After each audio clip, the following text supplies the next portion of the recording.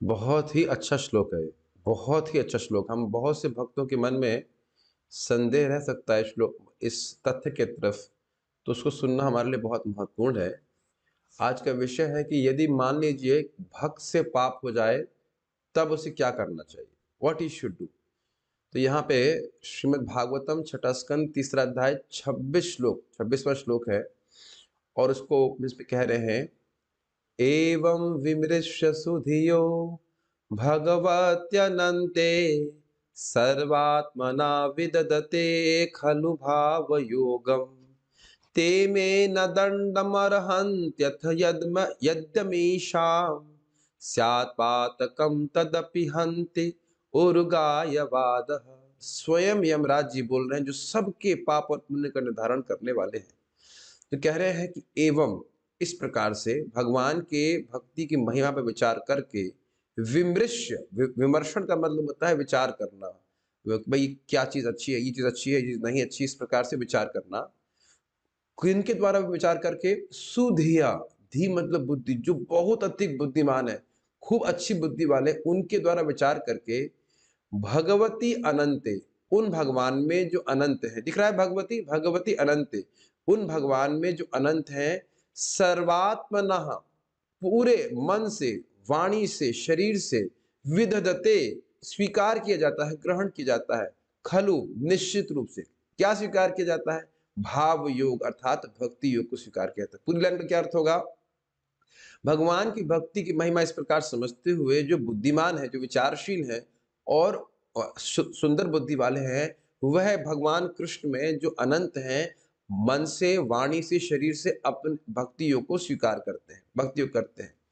ते वे लोग मेना दंडम अर्हंति, अर्हंति मतलब योग्य, मेरे द्वारा वह दंडनीय नहीं है। क्योंकि मानो यमदूत कहे कि अगर भक्तों से पाप हो जाए तब क्या करें, तो कह रहे ते में न दंडम अर्हंति, बड़ा स्पष्ट है, वह मेरे द्वारा दंडनीय नहीं है। अतः किसी किसी कारण से यद अमीशाम, अमीशा मतलब इनका किसी तरह से सात पातकम, भाई पाप होता नहीं है भक्त से, लेकिन कदाचित भाई माया में रह रहा है, अगर कदाचित पाप हो जाए तो कह रहे ते में न दंडम अर्हंति, भाई वह हम उनको दंड नहीं दे सकते, वो हमारे जुरिस्डिक्शन के बाहर है। फिर वो शुद्ध कैसे होंगे? तो कहते तदपि हंति, वो जो पाप हो भी गया वह भी किसके द्वारा समाप्त होगा? हंति मतलब समाप्त होगा, नष्ट होगा। उरुगाय बाधा, उरुगाय मतलब भगवान विष्णु कृष्ण, वही बार बार हरे कृष्ण मंत्र जप करने से, उच्चारण करने से वह पाप भी नष्ट हो जाएगा। इसका अर्थ यह नहीं है कि भक्त लोग प्लानिंग कर करके पाप करते हैं, ऐसा नहीं है। लेकिन भाई नाम उच्चारण करने से, भक्ति करने से ऐसे ही पाप की प्रवृत्ति समाप्त हो जाती है, लेकिन कदाचित हो जाए तो भी वो नष्ट हो जाता है। अब इस पे श्रील प्रभुपाद जी बहुत सुंदर बात कहते हैं, कहते हैं कि विमृश्य पे वह श्लोक कोट करते हैं भागवत का, और वह बहुत सुंदर श्लोक है। उसमें कहते हैं कि हो सकता है कि बहुत से लोग तथाकथित रूप से विद्वान हों, लेकिन वह भगवान के तत्व को नहीं समझते, और कारण क्या है? नाम जप नहीं कर रहे हैं, भक्ति नहीं कर रहे हैं। इस पे वह दशम स्कंद 14 अध्याय और 29वां श्लोक है, ब्रह्मा जी की प्रार्थना से, भाई इतने बुद्धिमान होकर के भी, तथाकथित रूप से बुद्धिमान और विद्वान होकर के भी भगवान की भक्ति क्यों नहीं समझ पा रहे हैं? बहुत सुंदर श्लोक है, प्रसिद्ध श्लोक। अथापि ते देव पदाम्बुजद्वय प्रसाद लेशानुग्रहीत एव हि जानाति तत्वं भगवन् महिम्नो न चान्य एकोपि चिरन विचिन्वन्।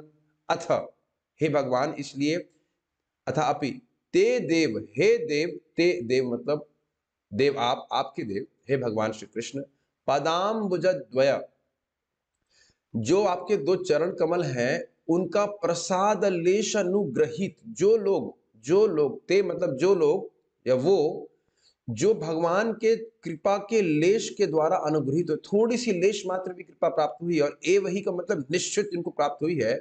जानाति तत्वम, वह आपके तत्व को समझते हैं, भगवान, हे भगवान, आपकी महिमा को समझते हैं। ना चान्य एकोपि चिरन विचरन, वह जो लोग बहुत समय तक विचार करते रहे अपने मन से, तो वह तो भगवान की महिमा के एक अंश को भी नहीं समझ सकते। तो उसका प्रमाण क्या है? भगवान की भक्ति नहीं करते।